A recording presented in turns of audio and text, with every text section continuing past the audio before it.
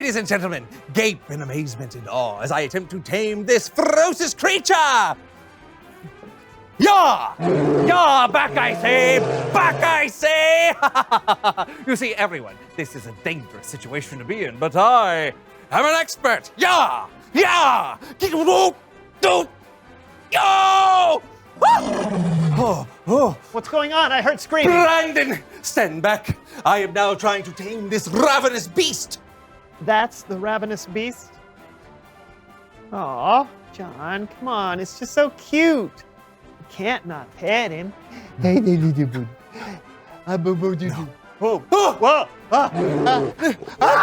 Brandon!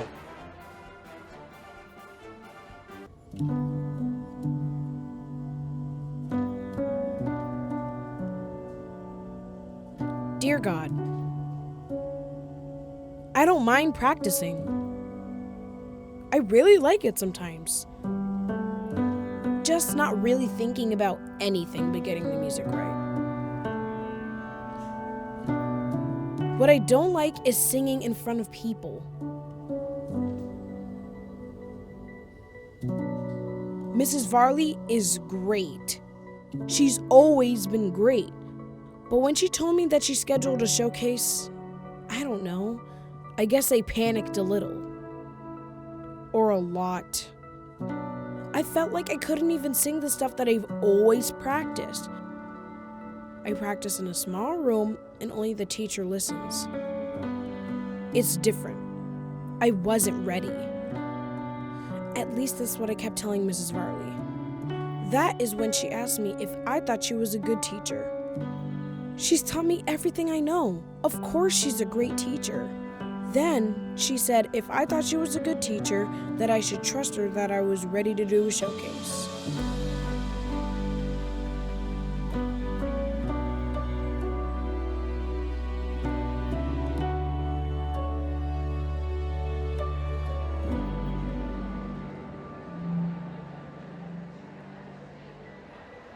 She felt that I was ready no matter how nervous I felt. God, thank you for answering my prayers and letting me sing well tonight. Everyone said that they really liked it. Thank you for Mrs. Varley. Oh, and thank you for letting me have music. Love, Stuart.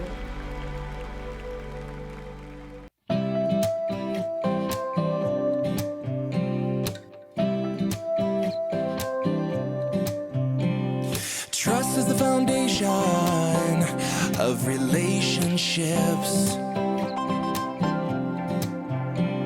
It's you I can depend on. I give you my confidence. Trust holds friends together like glue. You trust me and I trust you. We both do our best to tell the truth when it's not the easy thing to do. Honesty can build or burn bridges. All it takes is one small sentence. You don't speak unless the truth is in it. If you're in, sing it with us. Trust. You can trust in me. I know you're trustworthy. Yeah, you can trust in me. I know you're trustworthy.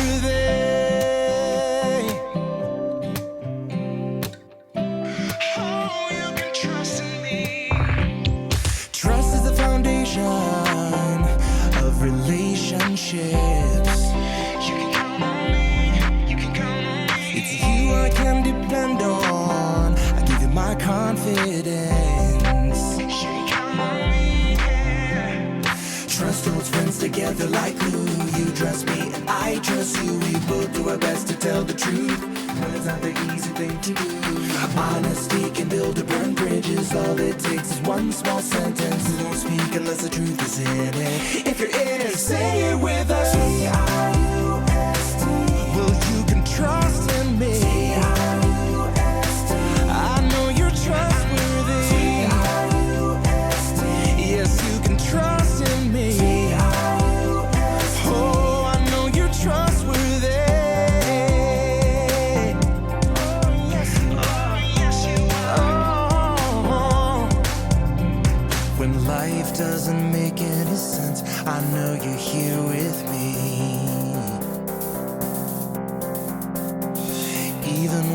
pressure's on, you can depend on me.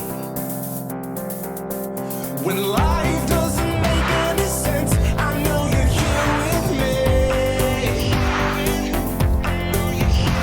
And even when the pressure's on, you can depend on me. Oh. T-R-U-S-T,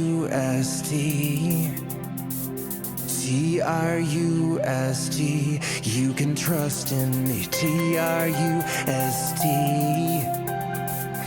T-R-U-S-T, I know you're trustworthy. T-R-U-S-T, you can trust in me. I know you're trustworthy. T-R-U-S-T, yeah, you can trust in me. Oh, I know you're trustworthy. Oh, yeah. You can trust in me, trust in me. T-R-U-S-T, oh, you can trust in me.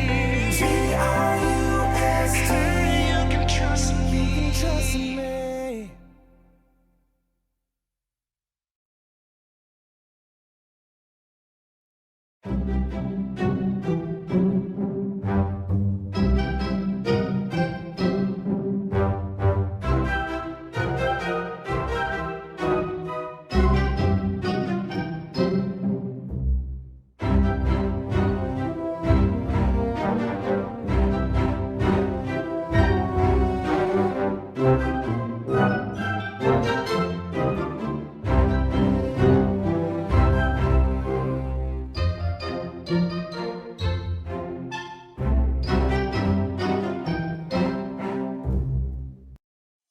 Welcome to Story Lab. This week, we're talking about trust, while we look at the story of a man who had a lot to worry about. Oh, and we're also going to be doing this.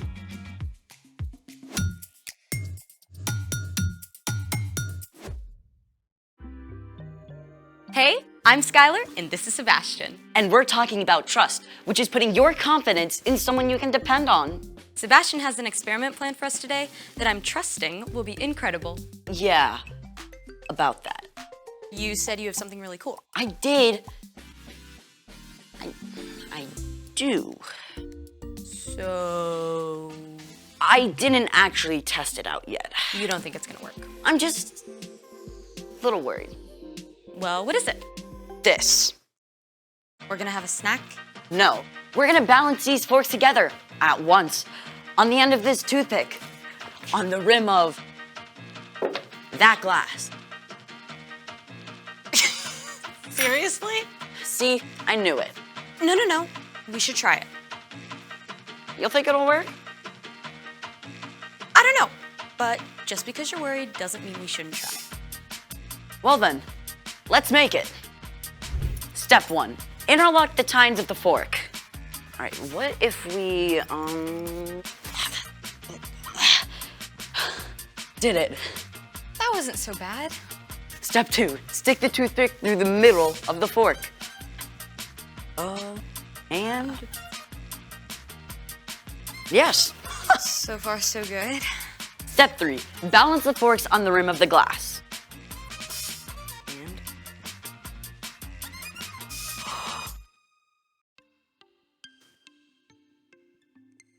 see? You did it! Super cool. You didn't have anything to worry about. That's not what I was worried about. What are you worried about? Step 4, Step 4.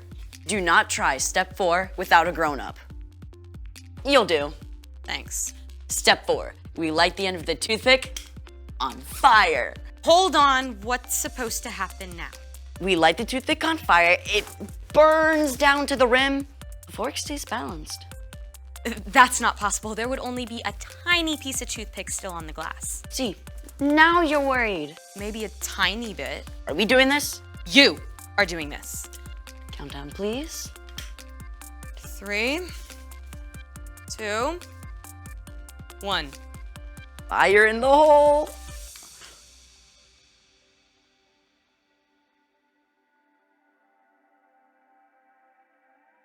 What?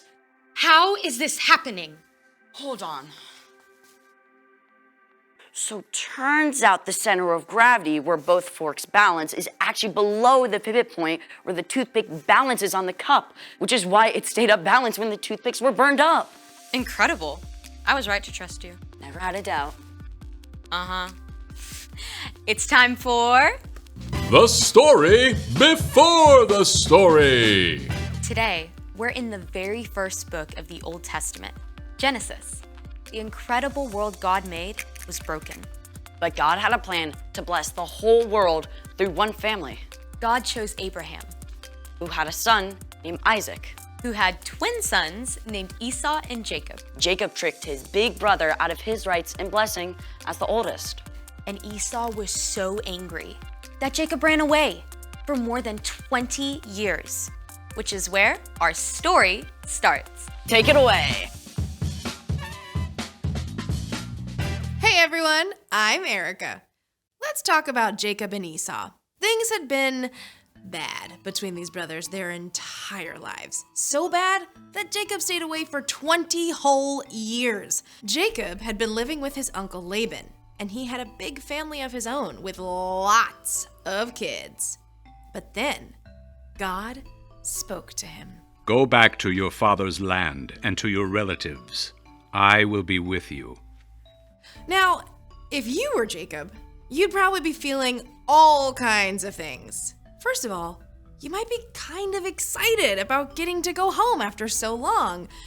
But at the same time, when you last saw your brother Esau, he was so angry, he wanted to kill you. Is he still mad? Or is he cooled down? Maybe you can actually hang out and be friends, or not. Jacob set out with his whole family, and when he got close to home, he decided to play it safe. So, he sent a message to Esau. I don't want my brother to think I'm coming home to beg for help or anything, so tell him I've been staying with Laban and become wealthy. Now I hope I can please you. The messenger left and returned. We took your message to Esau, and now he's coming to meet you. With 400 men! Say what? 400 men does not sound like a welcoming party. 400 men sounds like an army. Jacob was worried. Jacob separated his family and his herds into two groups, figuring if Esau attacked one group, the other group could escape. But then he did something a little more helpful. He remembered to talk to God. Lord, you have been very kind and faithful to me. Please save me from the hand of my brother Esau. I'm afraid he'll come and attack me and my family, but you have said, I will surely give you success. I will make your children as many as the grains of sand on the seashore. Jacob held on to God's promises, and then he decided to show his good intentions by sending a little gift to Esau. Well, not so little. I need 220 goats, 220 sheep, 30 camels, 40 cows, 10 bulls, 30 donkeys. Now, you go ahead of me, and when you meet Esau, he'll ask, what's up with all these animals? And you say, they belong to your servant Jacob. They are a gift to you. Jacob is coming behind. On it. Me too. Ditto. The whole time, Jacob was thinking, all these gifts will give Esau time to cool down, and then maybe when he finally sees me, he'll welcome me. Jacob even sent his whole family ahead, across the river, figuring that Esau would not hurt them. Then, Jacob spent the night alone, wrestling with God. Literally. But that's another story. In the morning, Jacob looked up and saw Esau coming, with 400 men. After all he'd done, Jacob was still worried. But this time, he didn't hide behind his family or gifts. He went on ahead. And as Jacob neared Esau, he bowed down to the ground 7 times.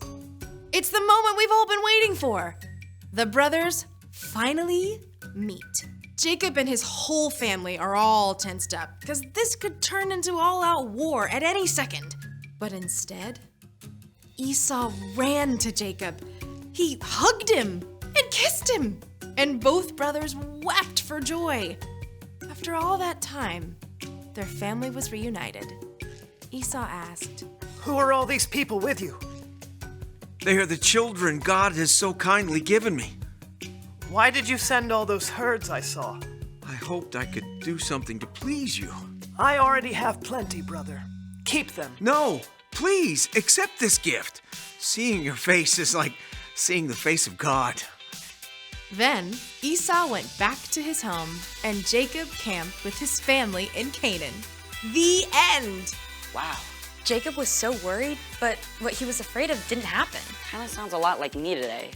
I mean, I spend time stressing about something and then it turns out okay. It's super easy to do that, but you can trust God with the little stuff and the big stuff too. Jesus did that. I mean, even when he knew he was going to be arrested, he talked to God about it. And then he trusted God to be with him through everything. That's right. You know, talking with God is a big part of trusting God. So, what's our part in this story? Well, maybe you're really worried about a big test. You can ask God to help you study and give you a clear mind. And then trust that you'll be okay, no matter how the test goes. Or your parents are going on a big trip, and you'll be staying with your grandma for a whole week. You can ask God to give you peace and trust that God will be with you the whole time. I was so worried all week figuring out a cool experiment to do. I kind of forgot to talk to God about it. I guess that really would have helped. For sure. I'll see you next time. Here's the thing. You can trust God even when you're worried. See how your experiment turned out? Brilliant. Next upon this toothpick, I shall balance myself. Hold this.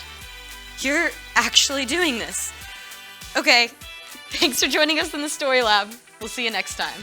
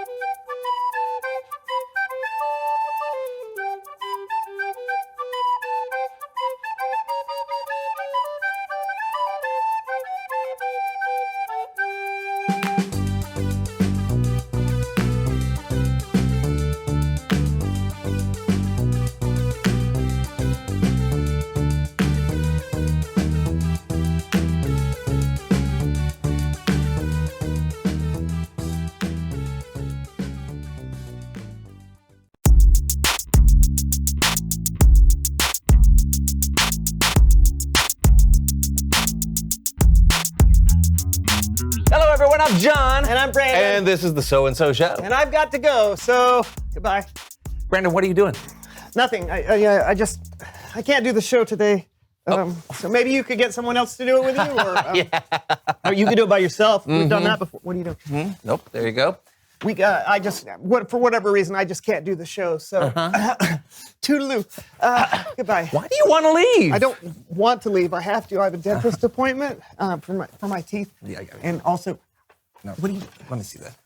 I have, also my cat needs a haircut. Oh, yeah. She needs a haircut. Sure. And I've got to get candles at Target. Those three things. And other than that, many more things. So see you later. Goodbye. Brandon, why are you acting like this? I'm not acting like anything. I always act this way. All right. So I just need to go, if you don't mind. No, that's all right. Nope. Oh, he looks good. Here we go. What's going on? The fact is,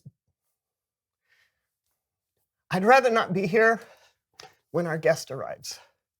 You mean Clarabelle Cupcakes? Ah! Oh, Yes, her. what's wrong with Clarabelle? What's wrong with Clarabelle Cupcakes? She's great. She's hilarious and kind, a friend to humans and animals alike. Plus, she made me this amazing balloon sword. Ah! I get it, but afraid of clowns. Why? Clowns aren't scary. They're friendly and give you free balloons. I know, I do. Stop. Sorry. There's something about them. I don't know if I'm worried that a balloon is gonna pop or they're gonna spray me in the face with their flour that's filled with water, or They're gonna make a joke about me and everyone's gonna laugh. I don't know. But it's all supposed to be fun. I know, it's probably just in my imagination, but I just can't help it. Okay. I understand, but there's nothing to be afraid of, okay? There's a lot to be afraid of. I will be here to support you. We will be here to support you. So put down the coat and the hat, go have a seat, and let's try to meet our guest. You ready? Fine. Please welcome someone who knows stuff!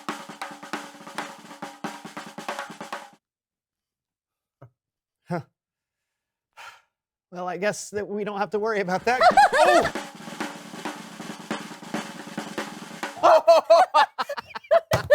That was a nice entrance. Yeah. Oh, hey, have a seat. This is great. So, who are you and what do you know? I'm Clarabelle Cupcakes, and I am a clown. Maybe you can tell from my nose. Yeah, okay, you'll need to excuse my friend. He's a little shy around clowns. Oh, Yeah. Do you want me to make you a balloon animal? No, thank you. Okay, so Clarabelle, what made you want to be a clown? Oh, well, my mom hired a clown to come to my 6th birthday, and it changed my life. Watching him make everybody laugh just really inspired me. I wanted to make people laugh too, so it was an easy choice. Plus, I've got big feet. Oh, sorry. Not a fan of feet. I'm fine, thank you. Okay. So, what are some of your favorite gags? Well, everything. I mean, balloon animals and face painting, squeezing a bunch of us into a tiny car. That's fun. And, well, everyone loves a squirting flower. Not everyone. Oh, Clarabelle, I'm so sorry. Could you excuse us for a second? of course. Great. What? Can we? Yep. Hey, pretend like you can't hear us. Okay.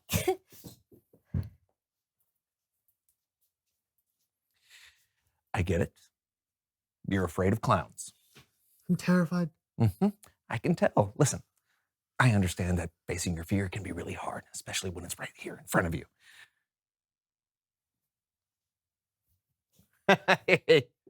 But I need you to trust me right now. I'm not going to let anything bad happen to you. I've got your back no matter what, okay? Okay. Okay. Think Thank you could ask Clarabelle some questions, maybe? Yeah.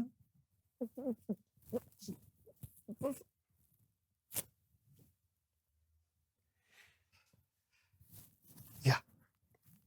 I think I can do this. Okay, good. All right, here we go.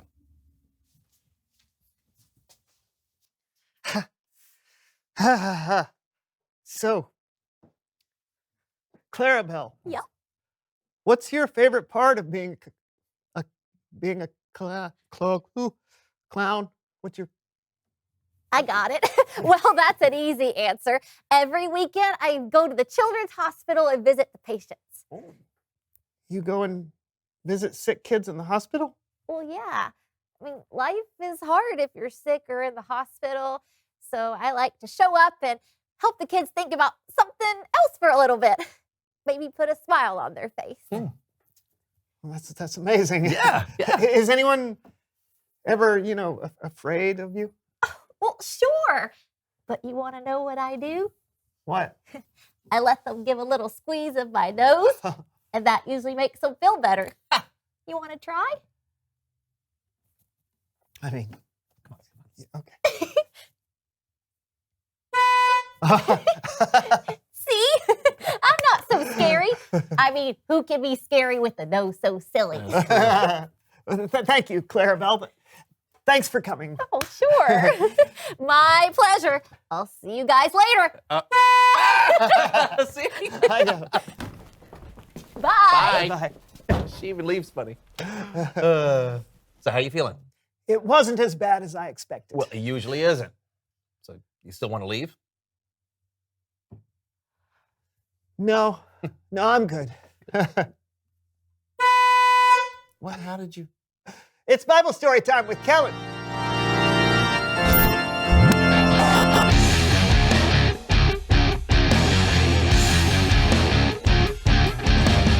Hey guys. Hey, Kellen. How goes it?